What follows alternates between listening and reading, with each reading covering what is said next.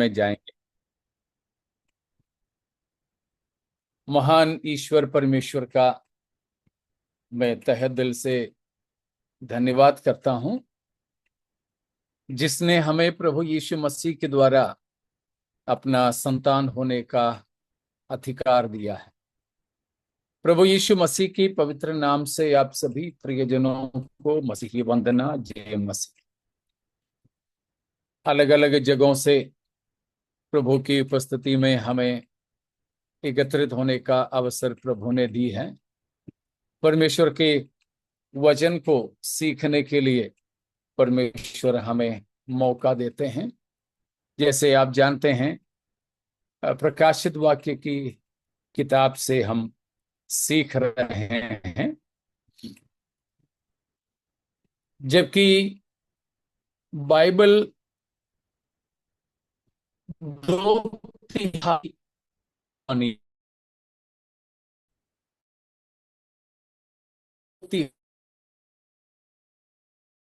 पुराने नियम में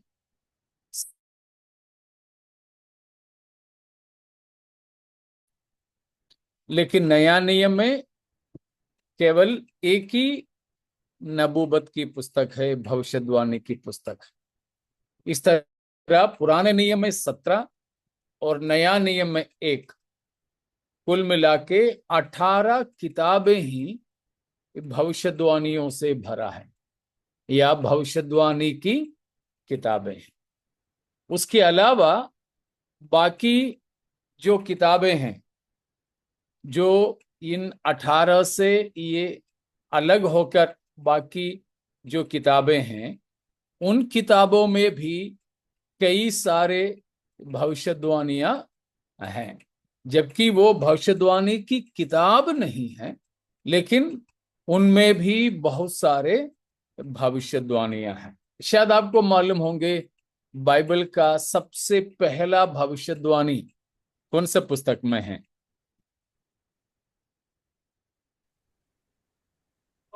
बाइबल का सबसे पहला नबूवत, प्रोफेसी, भविष्यवाणी कौन सी किताब में है? उत्पत्ति उत्पत्ति की पुस्तक में है। उत्पत्ति की पुस्तक में वो भी सबसे पहला भविष्यवाणी किसके बारे में है?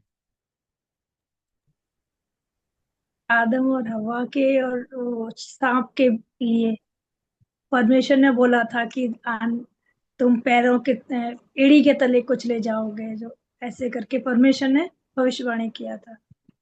ठीक है, आपने जो बोला वो बात सही है, लेकिन थोड़ा सा और पिन पॉइंट करें तो, खास उठा करके कहें तो, promised offspring, या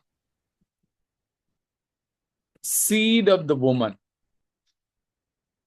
स्त्री के संतान के बारे में। हम जानते हैं उस स्त्री के संतान प्रभु यीशु मसीह है।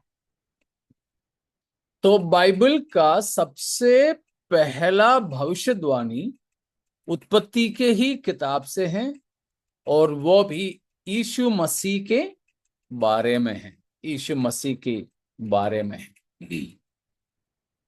इसलिए बाइबल की सबसे पहले भविष्यवाणी और बाइबल की सबसे महत्वपूर्ण भविष्यवाणी, ये दोनों भी यीशु मसीह है। यीशु मसीह है, मसाया, मसीह। तो कहने का मतलब, पुराने नियम में 17 और नया नियम में 1, ऐसे 18 किताबें ही भविष्यवाणी के हैं। उसके अलावा भी बाकी किताबों में भी कई सारे भविष्यवाणियां शामिल है।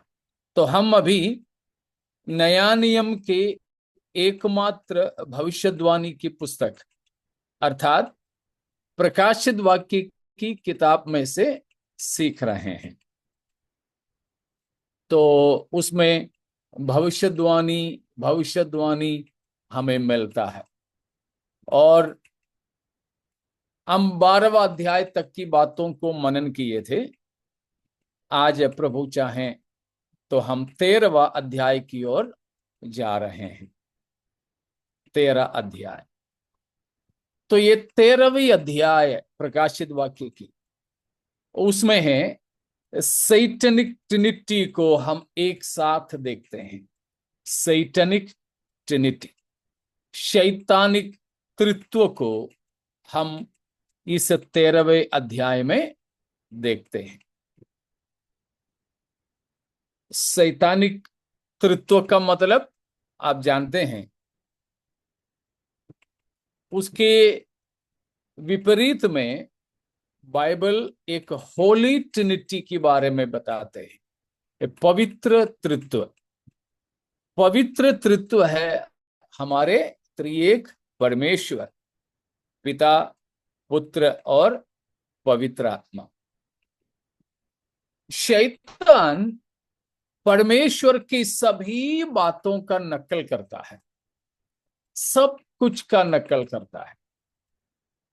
शैतान का वो नकल की सबसे खास तस्वीर हम इस 13वें अध्याय में पाते हैं। परमेश्वर का सबसे बड़ा खासियत है, हमारे परमेश्वर त्रिएक परमेश्वर है। हमारे परमेश्वर का अस्तित्व की,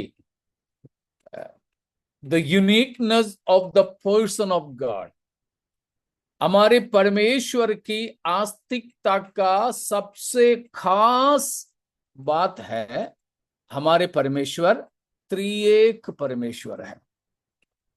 ठीक है ना? त्रिएक परमेश्वर। उसी बात को शैतान यहां नकल कर रहा है। और एक दूसरी बात, हमारे प्रभु यीशु मसीह का सबसे बड़ा खासियत है, वह मानव जन्म लेकर क्रूस पर मारा गया, गाड़ा गया और फिर जी उठा है। यीशु मसीह के मृत्युंजय होने की बात मसीह की सबसे बड़ी खासियत है। उसी तरह शैतान इस 13वां अध्याय में यीशु मसीह की जी उठने का भी नकल कर रहा है, वो हम देखेंगे उसमें। और उस तरह पिता, पुत्र, पवित्र आत्मा त्रिएक परमेश्वर के नकल करता हुआ शैतान इस 13वां अध्याय में हम देखते हैं बड़ा अजगर, दूसरा है पशु और तीसरा है झूठा भविष्यद्वक्ता। इस तरह हम 3 बातों को या फिर 3 शैतान के तृत्व की बात को देखते हैं। हम चलेंगे 13वां अध्याय में प्रकाशित वाक्य, उसमें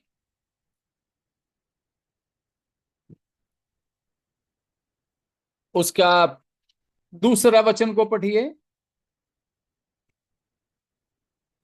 जल्दी जो निकालें पढ़ें।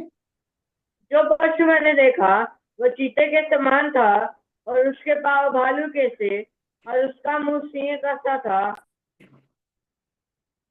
और अपना सिंहासन और अपना बड़ा अधिकार उसे दे दिया। किसने दे दिया? शैतान ने।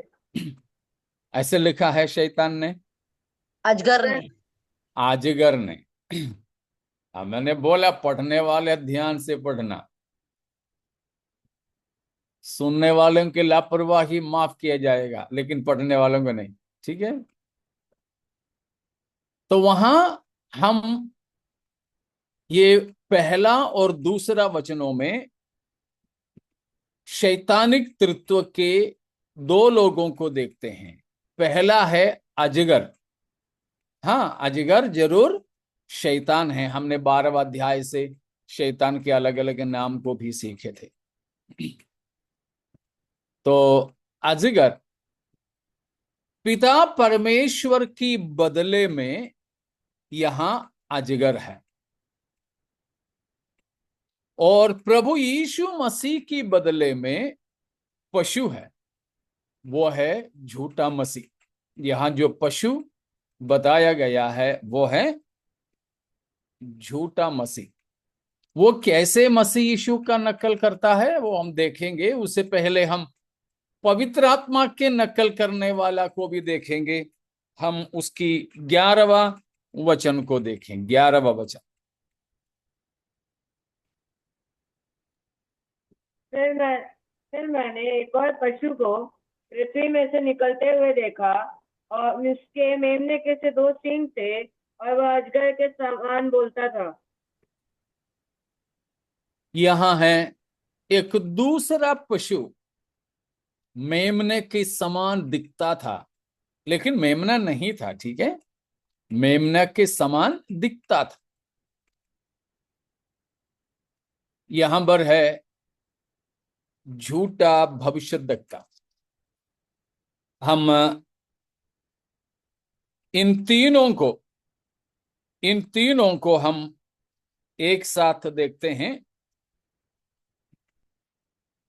हम चलेंगे 20वां अध्याय में, उसका 10वां वचन, 20 का 10 में तीनों को एक साथ हम देखते हैं। उनका भरमाने वाला शैतान आग और गंधक की उस झील में, जिसमें वह पशु और झूठा भविष्यद्वक्ता भी होगा, डाल दिया जाएगा, और वे रात दिन युगान युग पीड़ा में तड़पते रहेंगे।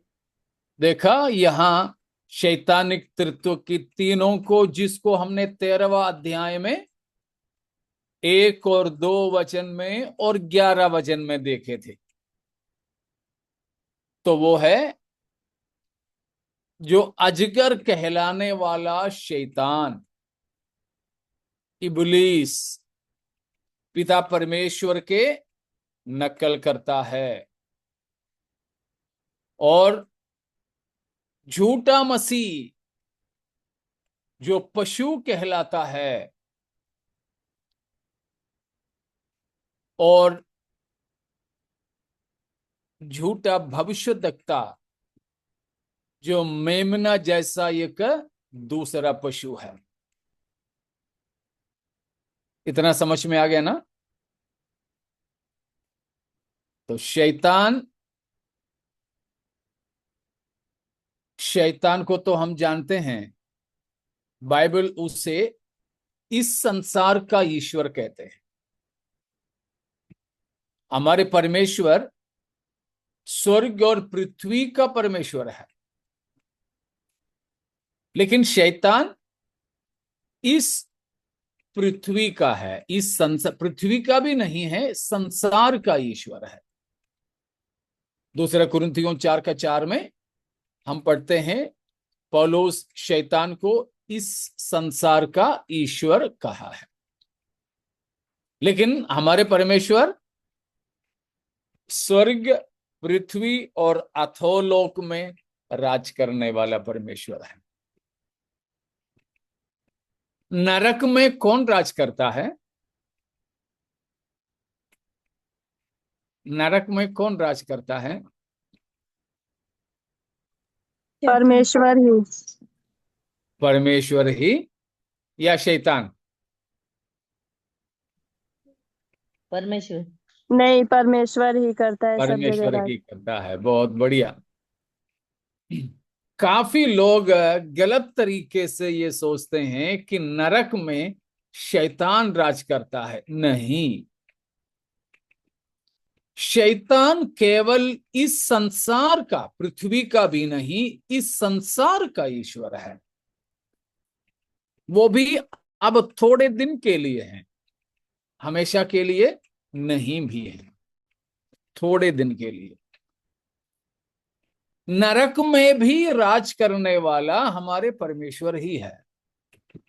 इसीलिए हम अपने परमेश्वर को बाइबल में ये कहते हुए देखते हैं, स्वर्ग, पृथ्वी और अधोलोक उसके सामने घुटना टेकेंगे।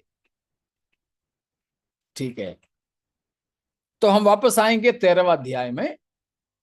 यहां हम जो देखते हैं खास तौर पर 13 का 1 से लेकर 10 तक की आयतों में हम शैतान और झूठा मसीह को देखते हैं।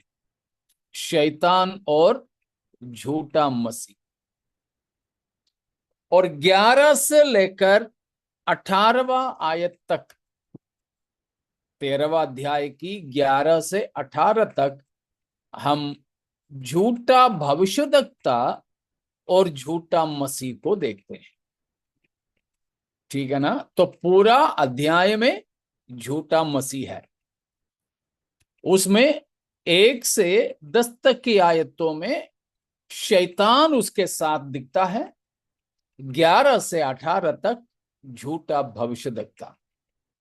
उसमें जान लीजिए, ये जो झूठा मसीह और झूठा भविष्यद्वक्ता, ये दोनों ही मनुष्य है, मेरे और आपके जैसे साधारण मनुष्य है।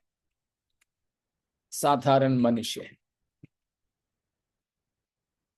हम देख रहे थे 11वां अध्याय में वो महाक्लेश की, यानी विरोधी मसीही की जो 7 साल का राज्य है, उसका पहला 3.5 साल की बातें हमने 11वां अध्याय में देखे। ठीक है, लेकिन ये 13वां अध्याय से लेकर हम देखते हैं झूठा मसीही की 7 साल के राज्य के आखिरी 3.5 साल। ठीक है, समझ में आ रहा ना?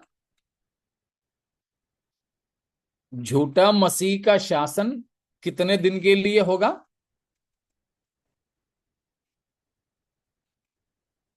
आप लोग भी साथ में आइए। 3.5 साल। नहीं, 7 साल।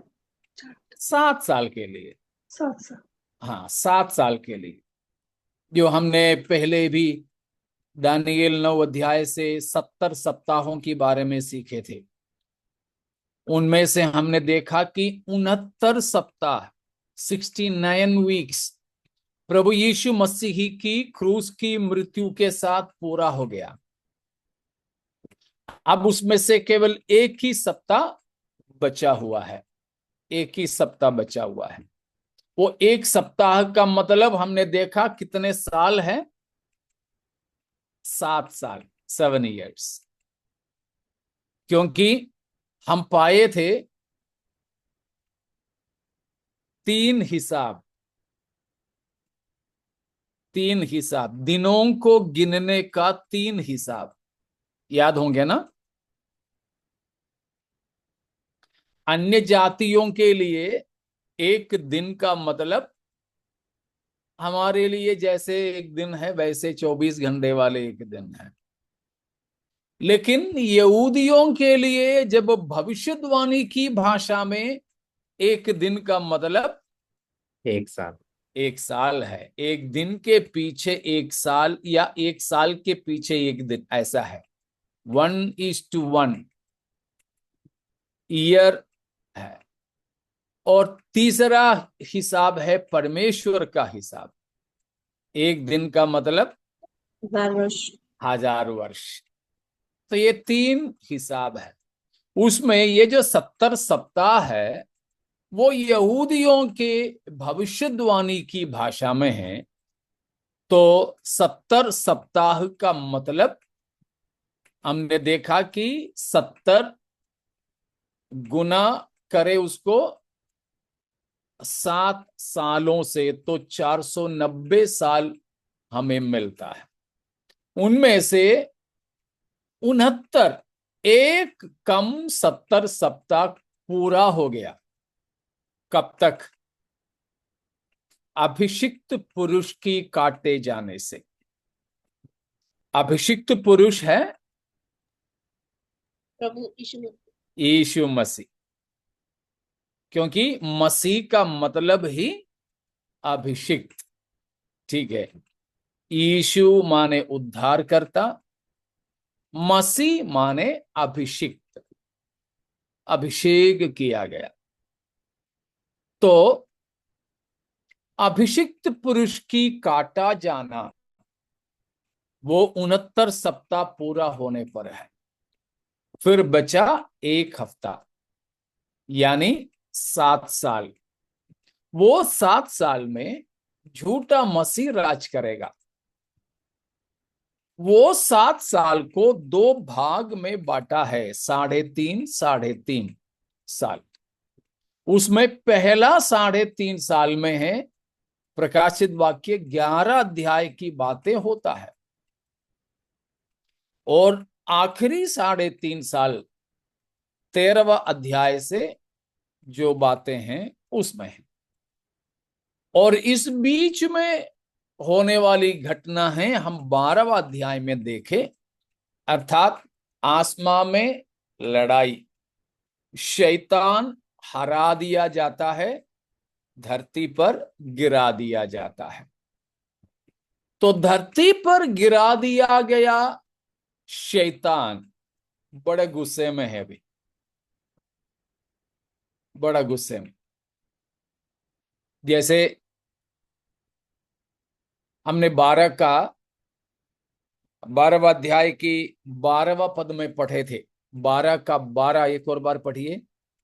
इस कारण हे स्वर्गों और उनमें रहने वालों मगन हो, हे पृथ्वी और समुद्र तुम पर हाय, क्योंकि शैतान बड़े क्रोध के साथ तुम्हारे पास उतर आया है, क्योंकि जानता है कि उसका थोड़ा ही समय और बाकी है।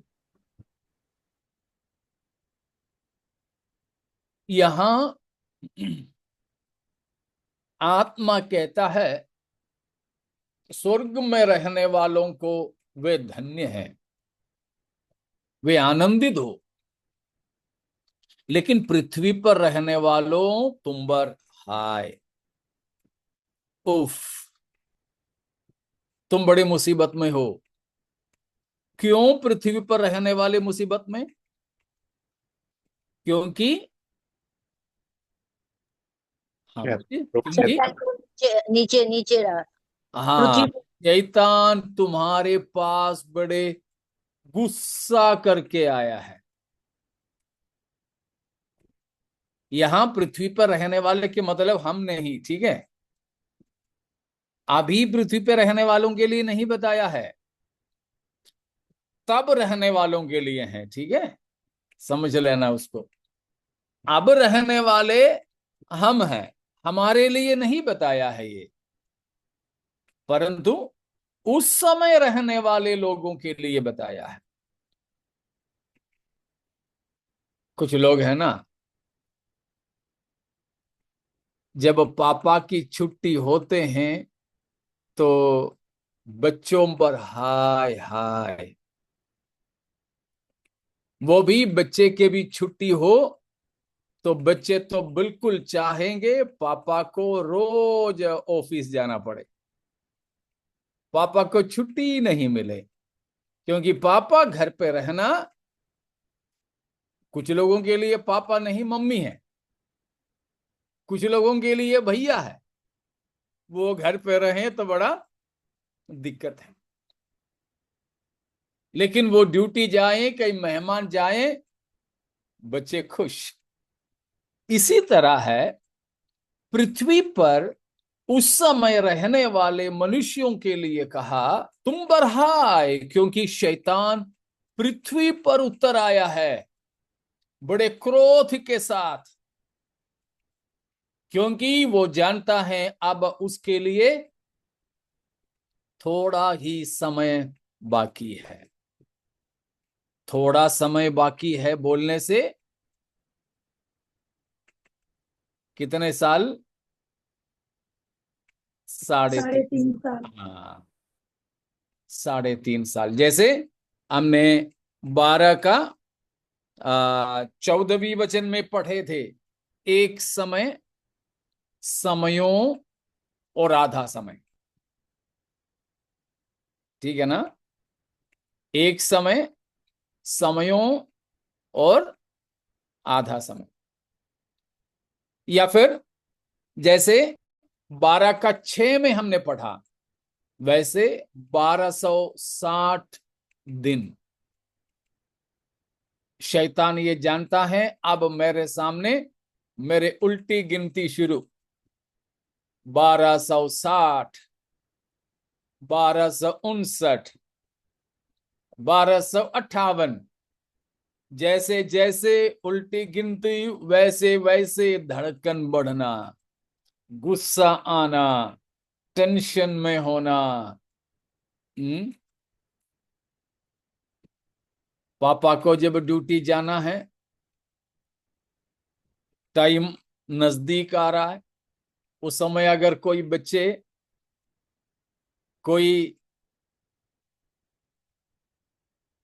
टॉफी मांग करके जाएं तो थप्पड़ मिलेगा, कि बोलेगा कि अब कहीं जाने के लिए तैयार आता है तब है तुम्हें ऐसी बातें, क्योंकि ये जाने की जल्दी है। जैसे जैसे वो जाने का समय नजदीक है वैसे वैसे इसमें टेंशन होता है। वैसे ही शैतान का भी बात है कि वो गुस्से से आया है। अब ये जो 12वां अध्याय तक जैसे हमने सीखे, शैतान स्वर्ग में परमेश्वर के पास भी जा सकता था, लेकिन अब वहां से पूरा पूरा गिरा दिया गया। फुल टाइम यही है, पूरा समय इधर ही है। लेकिन वो आत्मरूपी है, वो आत्मरूपी है। शैतान, उसको हमारे जैसा कोई फिजिकल बॉडी नहीं है, एक मानसीय शरीर नहीं है, एक भौतिक शरीर नहीं है उसको। उसके लिए बोलते हैं वो स्पिरिचुअल बीइंग है। ठीक है, स्पिरिचुअल का मतलब हमेशा आप आत्मिक आत्मिक मत समझना, शारीरिक नहीं है। उसके पास हमारे जैसा एक मटेरियल बॉडी, भौतिक शरीर नहीं है। यह है शैतान आत्मरूपी है बोलने का मतलब।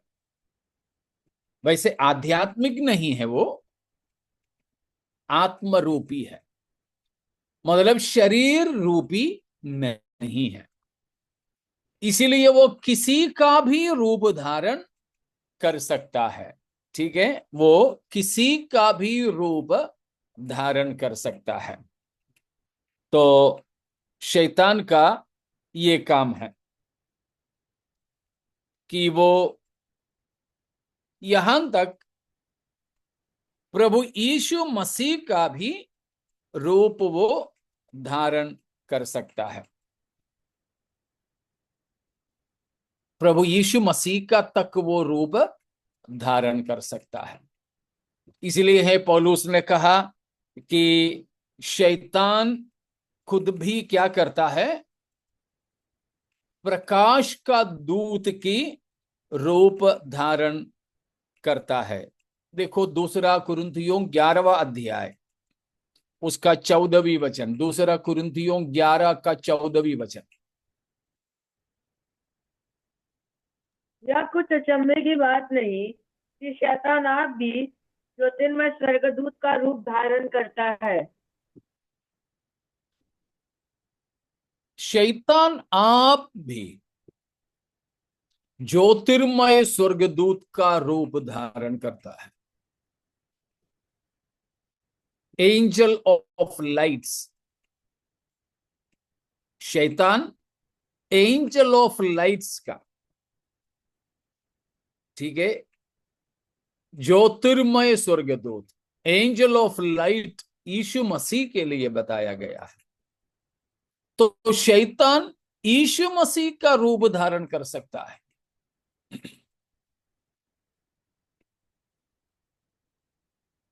मुझे ऐसे कुछ अनुभव है, मैं कुछ लोगों को जानता हूं।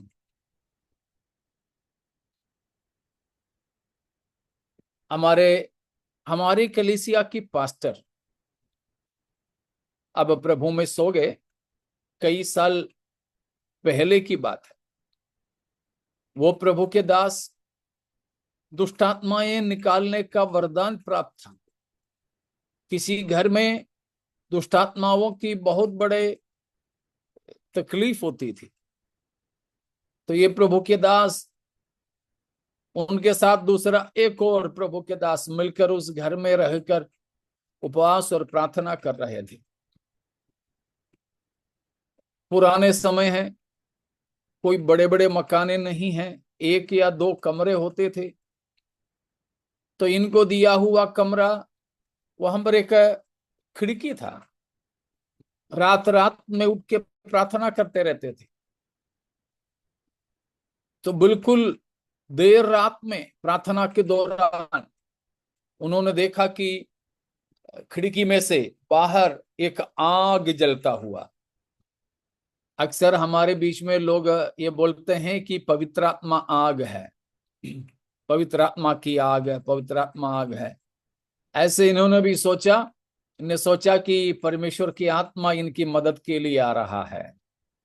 बहुत खुश हो गया और खिड़की की तरफ में मुंह करके आंखें खोलकर बिल्कुल खुशी के साथ में प्रभु का धन्यवाद करता रहा।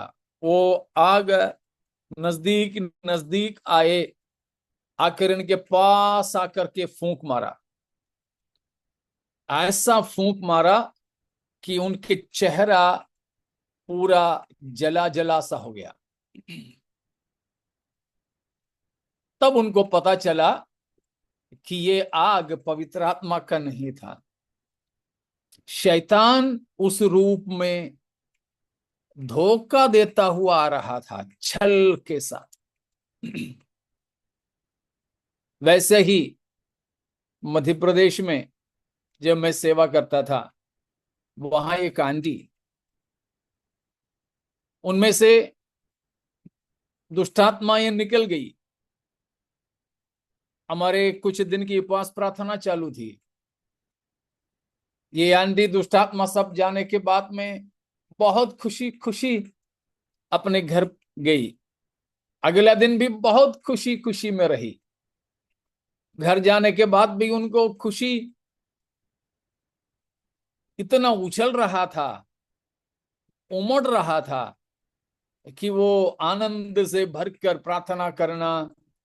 बेचारी अंगूठे छाप है, उनको ज्यादा लिखे पढ़े लिखे कुछ नहीं है, उनको सुने सुने खबर है प्रभु के बारे में, लेकिन बहुत आनंद।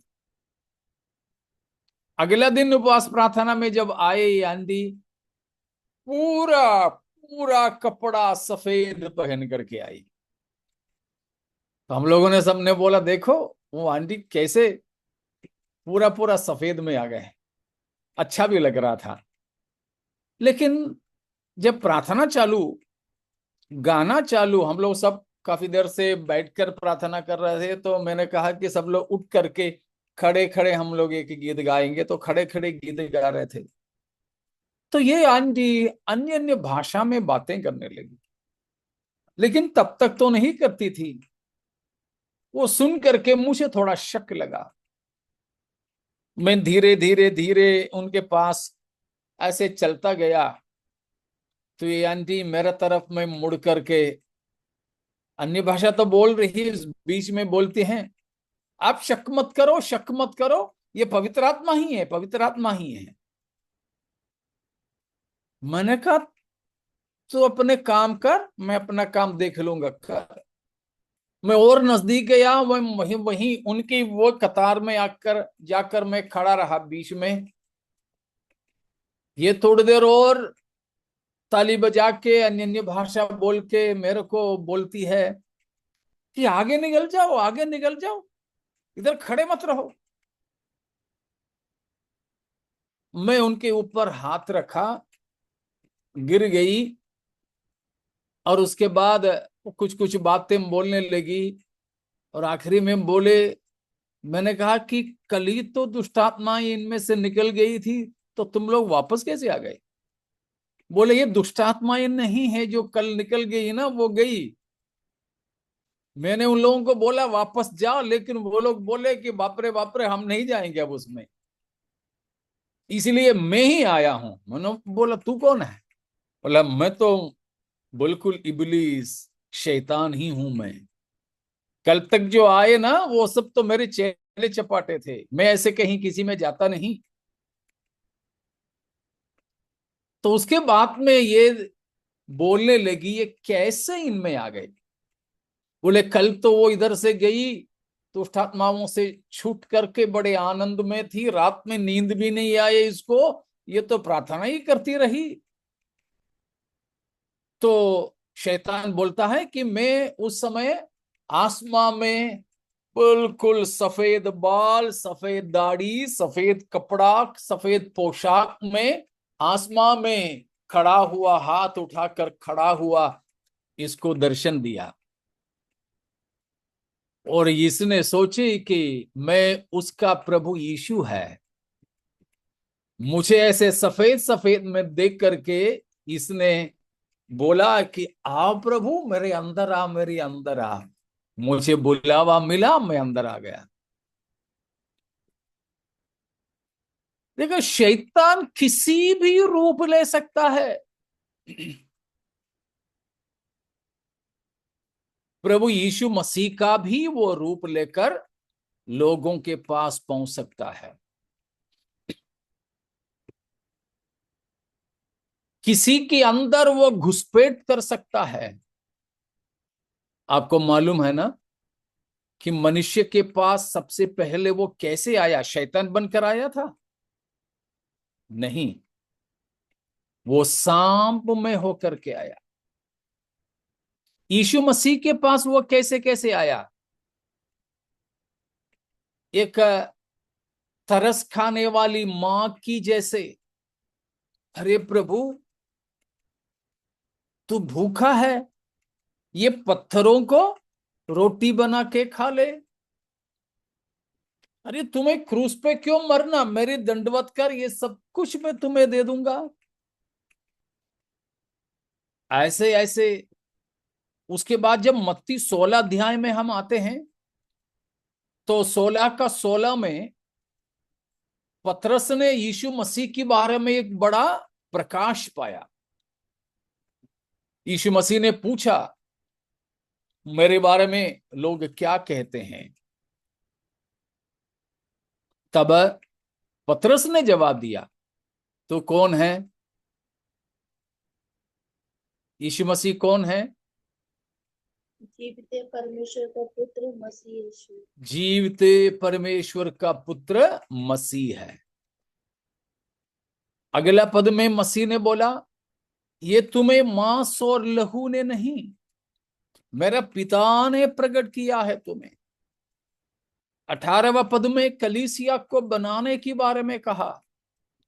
उसके बाद पतरस यीशु मसीह को अकेले में ले जाके बोलने लगा प्रभु तुझे क्रूस पर चढ़ना ना पड़े। यीशु मसीह ने उसको बोला कि अरे आप रहने दो ना, कोई बात नहीं। 17-18 पदों में पतरस की सराहना करने वाला मसीह ने अगला पदों में शैतान को डांट करके कहा। पतरस को यीशु मसीह ने कैसे पुकारा? शैतान। देखा, यीशु के पास यहां शैतान किसका रूप में आया? पतरस के रूप में आया। पतरस के रूप। तो इसलिए मैंने कहा कि शैतान को और उसकी चेले चपाटों को, शैतान को और दुष्ट आत्माओं को हमारे जैसा एक भौतिक शरीर नहीं है। हमारे जैसे एक मटेरियल बॉडी, एक फिजिकल बॉडी नहीं है। ठीक है, इसीलिए वो किसी भी रूप ले सकता है। और दूसरी बात, शैतान को उस तरह एक भौतिक शरीर नहीं होने के कारण पृथ्वी पर कार्य करने के लिए उसको किसी की शरीर की जरूरत है, उसको किसी की शरीर की जरूरत है। वो सबसे ज्यादा पसंद करने वाला शरीर किसका शरीर है? मनुष्यों के शरीर है। शैतान भी, दुष्ट आत्माएं भी। मानव शरीर अगर नहीं मिले तो जीव जंतुओं के शरीर में भी वे घुसपैठ करेंगे। दृष्टांत है, प्रभु यीशु मसीह ने गरसेनियों की देश में एक दुष्टात्मा ग्रसित व्यक्ति को चंगा किया था। उस व्यक्ति में कितनी दुष्टात्माएं थी? 6,000। 6,000। 6,000 हाँ, 6,000। यीशु मसीह ने पूछा तेरा नाम क्या है? तो बोला हमारे नाम सेना है। सेना। हाँ, हाँ, सेना। सेना करके हमारी भाषा में जो अनुवाद किया है वो मूल भाषा में लीजियन करके हैं। लीजियन, उसको कुछ लोग लेगियोन भी बोलते हैं। लीजियन या लेगियोन। लेगियोन या लीजियन का मतलब रोमी भाषा में 6,000 सैनिकों का एक रेजिमेंट, एक दल है। हमारे भी मिलिट्री होता है ना, फौज, उसकी रेजिमेंट्स होते हैं। रेजिमेंट मतलब एक बटालियन है, एक दल है। तो वो एक रेजिमेंट बोलते हैं हमारी भाषा में, या हमारी भारत में, या इंग्लैंड में रेजिमेंट।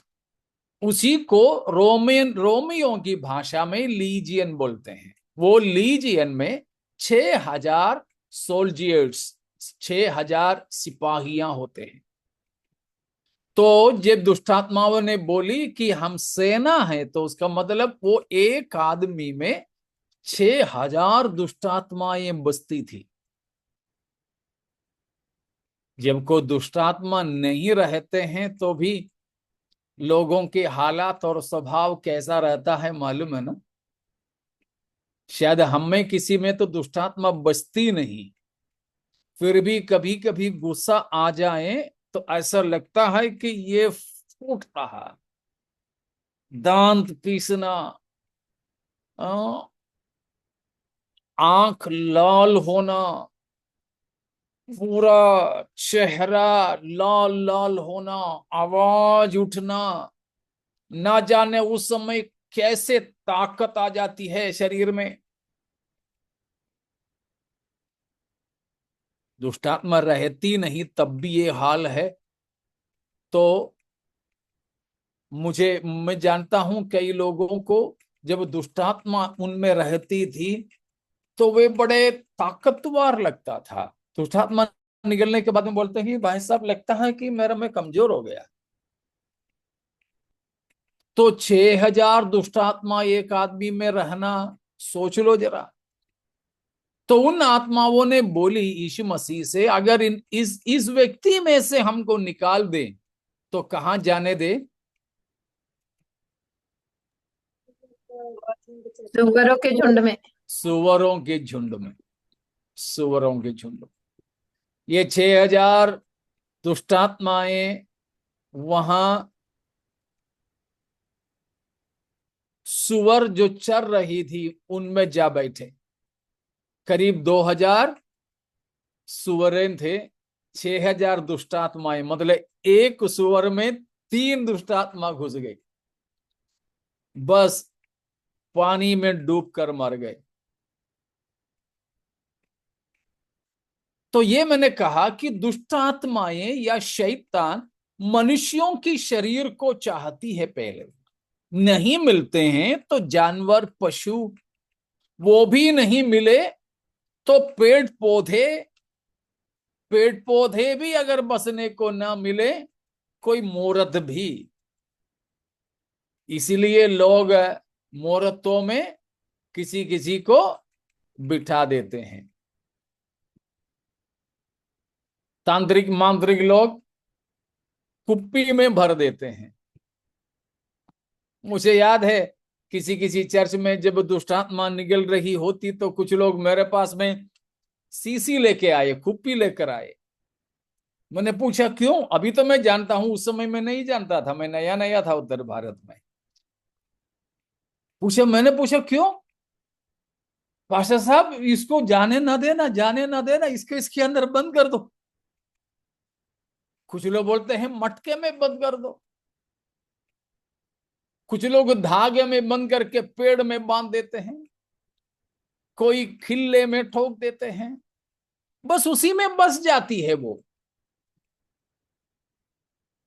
तो यहां पर भी शैतान जो आत्मरूपी है, प्रकट होता है, वो धरती पर राज करना चाहता है, लेकिन वो आत्मरूपी होने के कारण किसी शरीर वाले को ढूंढ रहा है कि वो उसके अंदर प्रवेश करके उसके द्वारा उसमें रहता हुआ धरती पर राज करे। ऐसे खोजते खोजते में उसने किसको पाया?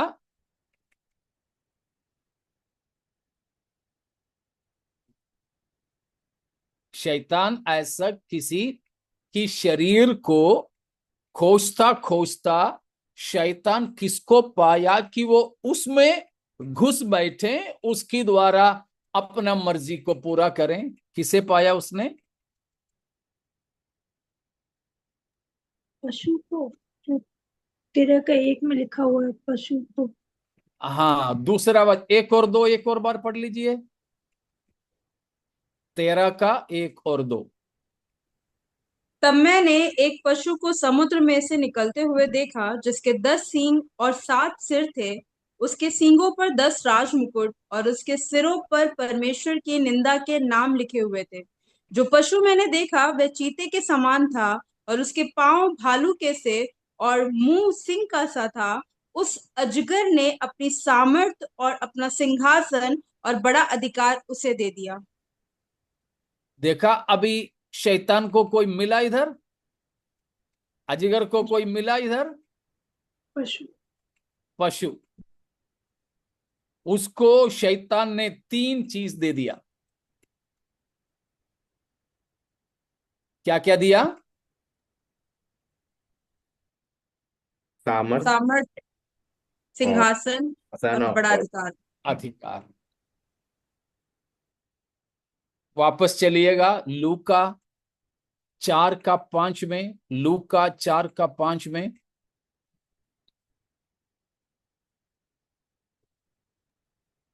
तब शैतान उसे ले गया शैतान यीशु मसीह को ले गया। हाँ, आगे पढ़ो बेटा।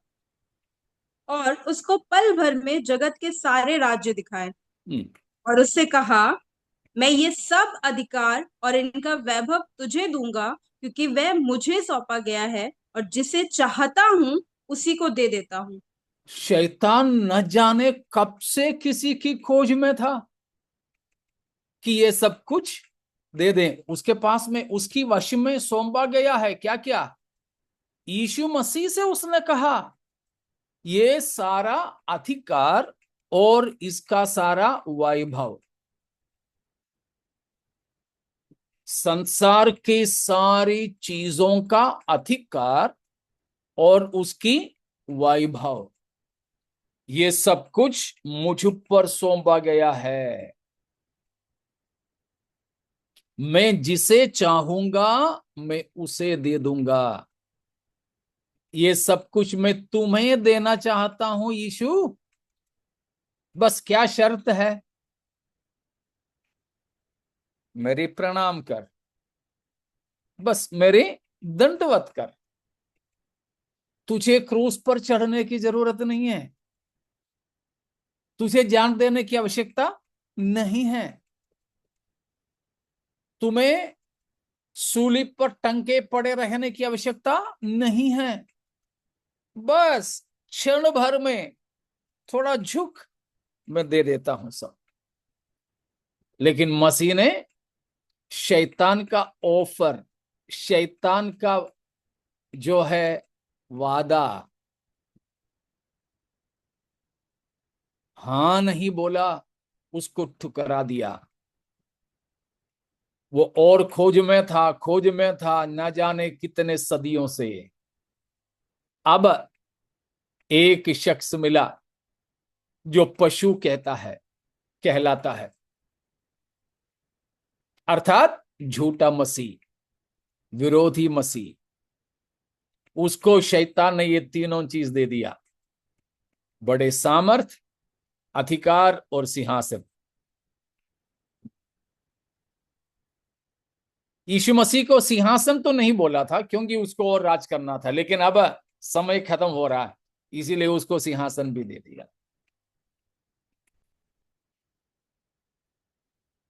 इतना समझ में आ गए?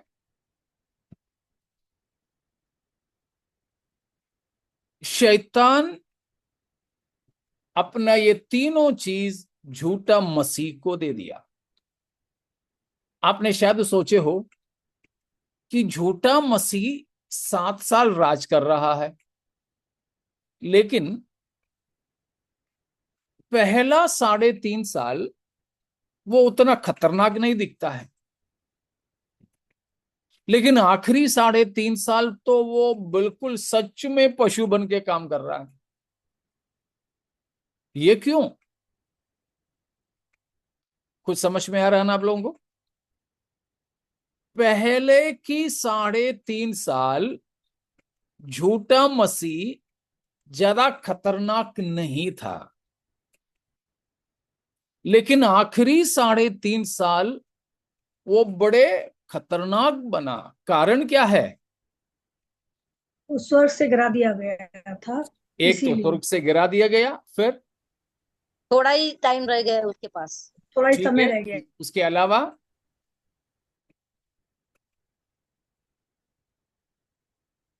खास बात नहीं बोले आपने।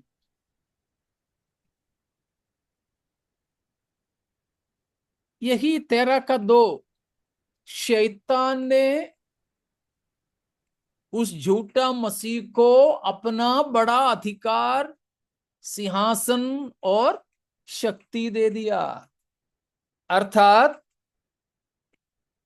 शैतान किसमें समाया गया? झूठा मसीह। झूठा मसीह में समाया गया। जब शैतान उसके अंदर समाया गया तो फिर वो बिल्कुल शैतान जैसा ही काम करने लगे। तो ये जो झूठा मसीह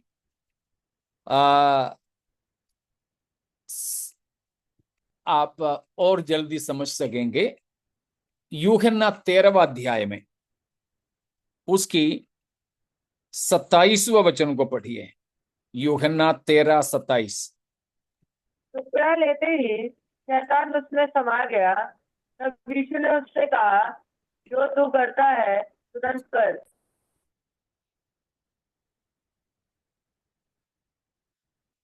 अब 30वां वचन भी। अतः वो टुकड़ा लेकर तुरंत बाहर चला गया और यह रात्रि का समय था। हम जानते हैं अंतिम भोज की बारे में है।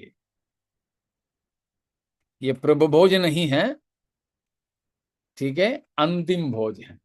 Last supper and lord supper both are different. आखिरी भोज और प्रभु भोज दोनों दो है। इसलिए लोगों के अंदर ऐसा सवाल है कि पहला प्रभु भोज में क्या यहूदा इस्करियोती भाग लिया था?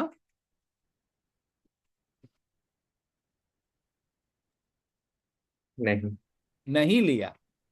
यहां हमने अभी यूहन्ना 13 का 27 में पढ़े, जैसे उसने टुकड़ा ले लिया, रोटी के टुकड़ा, तो शैतान उसमें समाया गया। ये कौन सा टुकड़ा नहीं है? प्रभु भोज की टुकड़ा नहीं है। फिर कौन सा टुकड़ा? फसह के पर्व का जो फसह की पर्व की टुकड़ा है। वो हर किसी इस्राएली खा सकता था। तो इसीलिए कुछ लोग बोलते हैं, अरे इस्करियोत तो यहूदी प्रभु भोज में भाग ले सकता है, तो मैं क्यों नहीं? हाँ, मैं तो एक आधा बीड़ी पी लेता हूं, वो भी हमेशा तो नहीं, सुबह सुबह। सुबह का मतलब समझ गया ना? सुबह सुबह संडास जाते समय धुआं लेता हूं, उसके बाद में नहीं, कभी कभार। तो यहूदा इस्करियोती ऐसे कर सकता था, वो भी यीशु मसीह ने सेवकाई किया तो उसमें से ले सकता था, तो मैं क्यों नहीं? प्यारो, धोखे में न रहना। इस्करियोती यहूदी प्रभु भोज में भाग नहीं लिया, लेकिन फसह की पर्व में भाग लिया था। उसको हम अंतिम भोज, लास्ट सपर कहते हैं। तो जैसे ही टुकड़ा लिया, हम क्या पढ़े? वैसे ही शैतान उसमें समाया गया। तो यीशु मसीह ने बोला, यहूदा तुझे जो करना है जल्दी कर। हमने 30वां वचन में पढ़े, जैसे टुकड़ा ली वैसे वो वहां से निकल गया। देखा, अभी तक यीशु मसीह के साथ रहा इस्करियोती यहूदा, जैसे शैतान उसके अंदर समाया गया, बिल्कुल यीशु मसीह को पकड़वाने वाला बना। वैसा ही यहां झूठा मसीह में शैतान समाया जाता है। वो है प्रकाशित वाक्य 13:2 में। तो झूठा मसीह का रूप रंग बदल जाता है, स्वभाव बदल जाता है, रवैया बदल जाता है, वो बहुत ही क्रूर बन जाता है। वो लोगों को बहुत ही ज्यादा सताने लग जाता है, परमेश्वर की विरोध करने लग जाता है।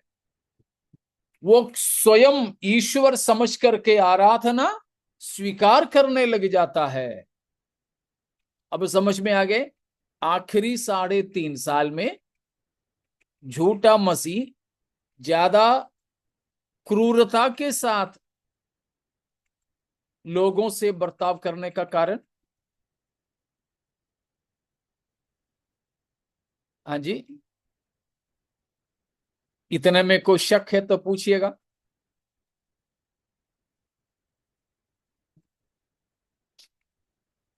इतने में कोई शक हो? नहीं, ठीक है। तो वापस हम जाते हैं 13:1 और 2 में। वहां हम पशु को देखते हैं। पशु हमने समझा कौन है?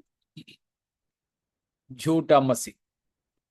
वो पशु नहीं है, 4 पैर और पूंछ वाला कोई पशु नहीं है। वो हमारे जैसे 2 पांव वाला इंसान ही है। लेकिन उसे पशु करके कहने का मतलब, एक तो उसका स्वभाव, उसका एक तो स्वभाव है, और बिल्कुल उसकी जो बर्ताव है पशु सरीखा है, इसीलिए उसको पशु करके कहा।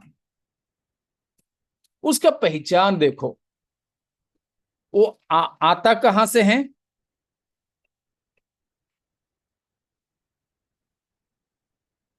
आता कहां से? समुद्र में से। समुद्र में से।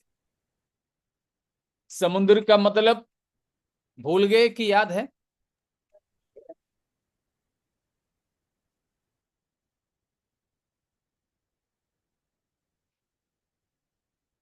सत्रह का 15, 17 का 15, प्रकाशित वाक्य 17। फिर उसने मुझसे कहा, जो पानी तूने देखे जिन पर वेश्या बैठी है, वे तो लोग और भीड़ और जातियां और भाषाएं हैं। तो ये पानी का समूह वो है समुंदर। ये पानी का समूह क्या है? संसार है। संसार, मानव समुदाय वो है। यहां पर जो बताया है कि लोग है, फिर भीड़ है ना, मतलब जाति जाति के लोग। तो ये समुद्र में से निकल कर आया, उसका मतलब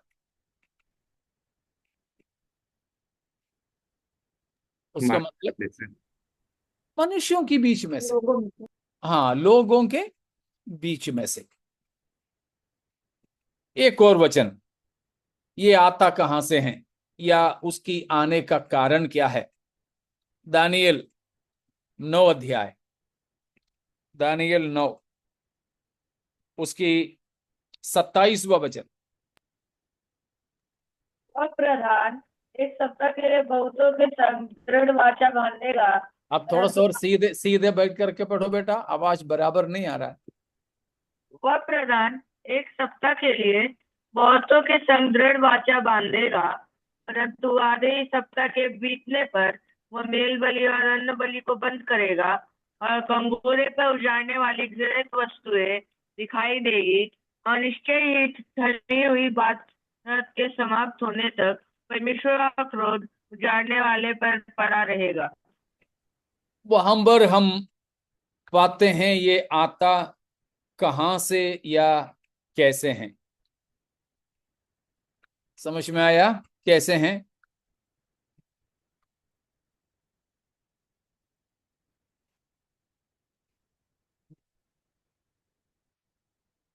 कंगूरे पर उजाड़ने वाली घृणित वस्तुएं दिखाई देगी।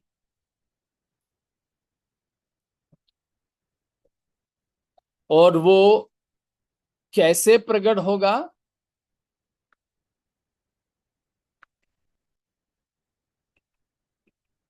वहां पर इंग्लिश में अगर किसी के पास है तो पढ़ ले, वो 27वां वचन।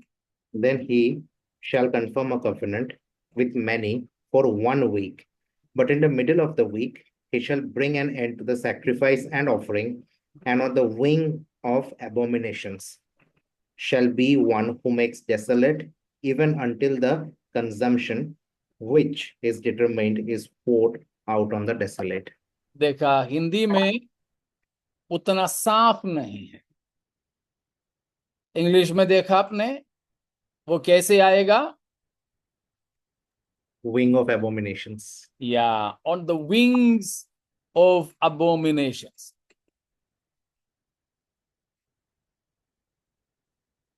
Amplified version में ऐसे लिखा है, and upon the wing or pinnacle of abominations.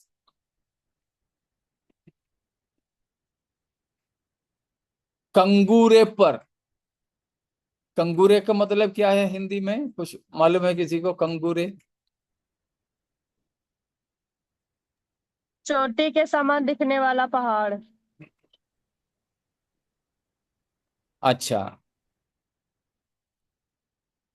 चोटी के समान दिखने वाला पहाड़। हाँ, चोटी करके उसका मतलब जरूर है। तो ये झूठा मसीह, यहां पर आने वाला प्रधान का मतलब है झूठा मसीह। वो कैसे आएगा? ऑन द विंग्स ऑफ अबोमिनेशंस, यानी पाप या अधर्म या घृणित वस्तुओं की या घृणित कामों के पंखों पर उड़ उड़ करके वो आएगा। इसीलिए है झूठा मसीह को पाप का कारण नहीं बताते हैं, परंतु कारण का फल बताते हैं। Got it? Antichrist is not the reason for abomination, but he is the result of abomination. झूठा मसीह की वजह से पाप नहीं है, परंतु पाप की बढ़ती की वजह से झूठा मसीह है। पाप की बढ़ती की वजह से अभी हमारे इधर सब तो बारिश शुरू है, किधर भी देखो तो कचरा कचरा दिखता है, सड़कों पे कचरा, पानी बह करके नालों में कचरा वो कभी फैल जाता है, कभी सफाई वाले आकर के नाले में से कचरा निकाल के किनारे पर रखते हैं, लेकिन लेके कहीं फेंकते नहीं, वो पानी गिर के वो पूरा फैल जाता है। और ये मौसम, ये तो आम का मौसम चल रहा है, किधर भी देखो तो सब फ्रूट वाले के पास आम ही आम दिखता है। आम की वजह से और बारिश की वजह से मक्खियां बहुत है, तो मक्खियों की वजह से आम है या आम और कचड़े की वजह से मक्खियां आती हैं? आम की वजह से। हाँ, आम और कचड़े की वजह से मक्खियां तो यूं ही आते हैं। इसी तरह मनुष्यों में स्वभाव में पाप बढ़ती जा रही है। उस पाप की बढ़ने की वजह से झूठा मसीह को आना बड़ा आसान है। ठीक है, तो ये झूठा मसीह प्रकट कैसे होता, कैसे वो आता, उसका दो बात हमने देखा। एक है 13 का पहले में मनुष्यों की बीच में से, समुद्र में से, प्रकाशित वाक्य 13 का 1 और 17 का 15 में से हमने पढ़े। और दूसरी बात हमने दानियेल 9 की 27 में पढ़े, अपराध की बढ़ने से, अपराध की बढ़ने से। और एक तीसरी बात, ये जो पशु कैसे प्रकट होगा, देखेंगे दूसरा थिस्सलुनीकियों 2 अध्याय का 9वां वचन, दूसरा थिस्सलुनीकियों 2 का 9। उस अधर्मी का आना और शैतान के कार्य के अनुसार सब प्रकार की झूठी बस बस बस, ये अधर्मी करके लिखा है, वो झूठा मसीह है। उसकी आना कैसे होगा? शैतान के काम के अनुसार, शैतान के कार्य के अनुसार, शैतान के कार्य के अनुसार। और उसी में से एक और बात को हम देखते हैं, शैतान का, ये झूठा मसीह का आना कैसे होगा। उसकी 7वां पद, दूसरा थिस्सलुनीकियों 2 का 7। क्योंकि अधर्म का भेद अब भी कार्य करता जाता है, पर अभी एक रोकने वाला है, और जब तक वह दूर न हो जाए वो रोके रहेगा। रोकने वाला के हट जाने के कारण अभी भी है। झूठा मसीह की आत्मा अभी भी कार्य कर रही है, लेकिन वो प्रकट नहीं हो रहा है। किस वजह से? रोकने वाले कोई है।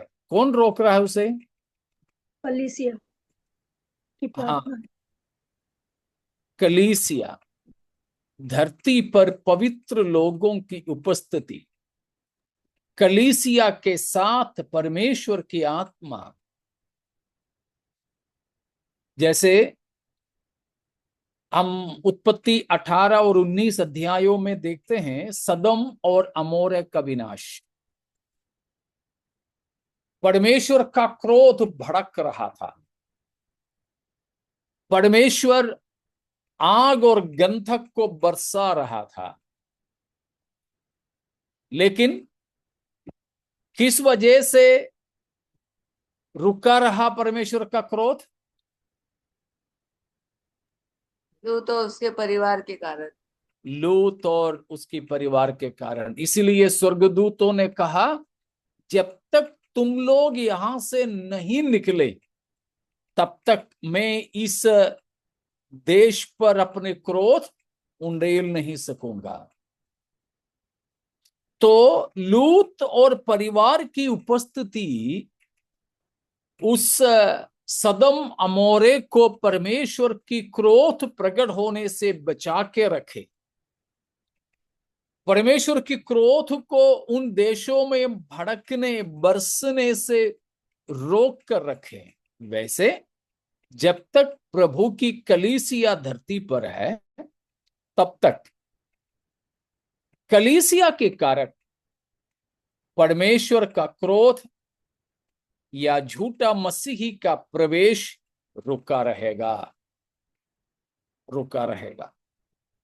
लेकिन समय आ रहा है, प्रभु आप स्वर्ग से उतरेगा ललकार के साथ, जो हम पिछले सोमवार पढ़े थे।